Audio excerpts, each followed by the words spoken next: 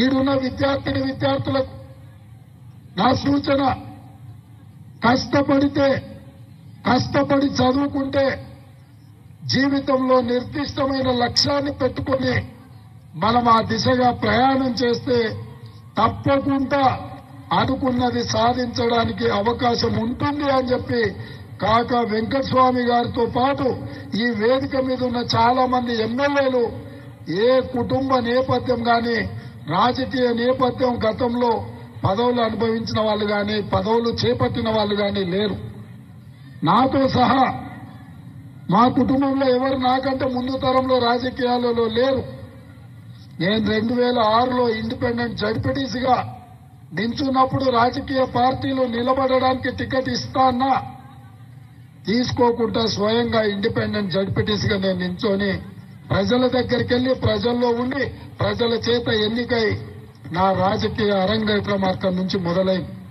స్థానిక సంస్థల్లో పనిచేసిన, శాసన మండలిలో పనిచేసిన, శాసనసభలో పనిచేసిన, లోక్సభలో పనిచేసిన, అంటే ఈ దేశంలో ఉన్న ప్రజాప్రతినిధులు ఎన్నిక కాబడే అన్ని సంస్థలల్లో అన్ని ప్లాట్ఫామ్లో పనిచేసిన ఈరోజు మీరందరూ ఆదరించి అభిమానించి మీరు గుండెల్లో పెట్టి చూసుకొని భుజాల మీద మోసింది కాబట్టి ఇంత గొప్ప తెలంగాణకి ఈరోజు ముఖ్యమంత్రిగా మీ ముందు నించున్నా అంటే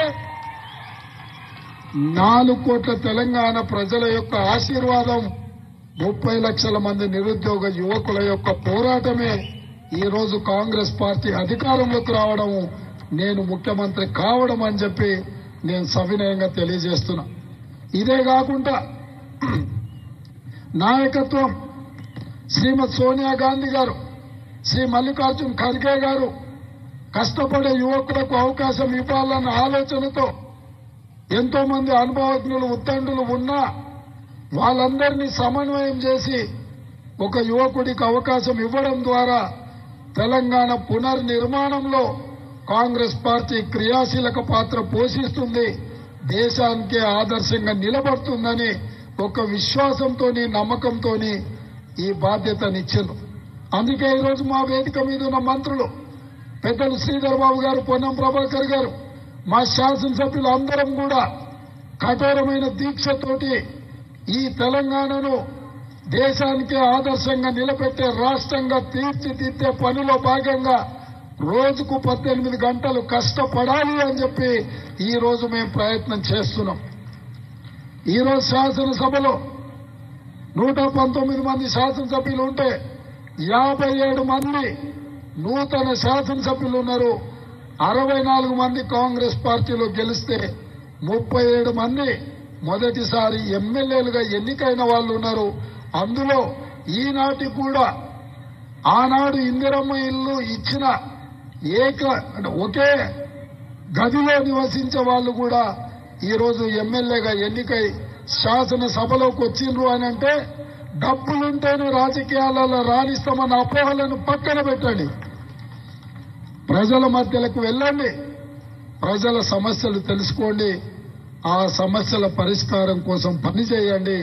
తప్పకుండా డాక్టర్ కావాలన్నా, లాయర్ కావాలన్నా, ఇంజనీర్ కావాలన్నా, ఐఏఎస్ ఐపీఎస్ కావాలన్నా ఎంత కఠోరమైన దీక్షతో మనం చదువుకుంటామో, పూర్తి పరీక్షలు రాస్తామో అంతే కఠోరమైన దీక్షతోని ప్రజా జీవితంలోకి రండి.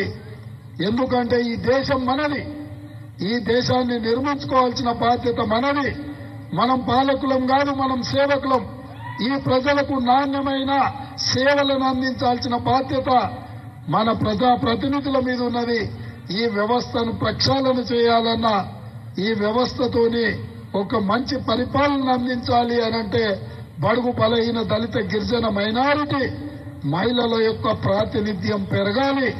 అందుకే ఆనాడు చట్టసభలలో ఎస్సీ ఎస్టీ రిజర్వేషన్లతో పాటు ఈనాడు మహిళా రిజర్వేషన్లు కూడా కాంగ్రెస్ పార్టీ ముందుకు తీసుకొచ్చింది.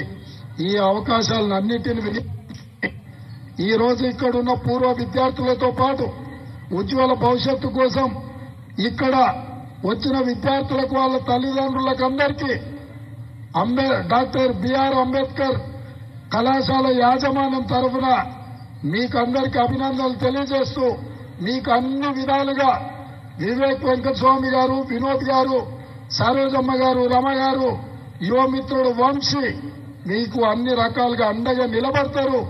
రాష్ట్ర ప్రభుత్వంగా మా వైపు నుంచి ఏ సహకారం కావాలన్నా నిస్సంకోచంగా ప్రభుత్వం ముందుకు తీసుకు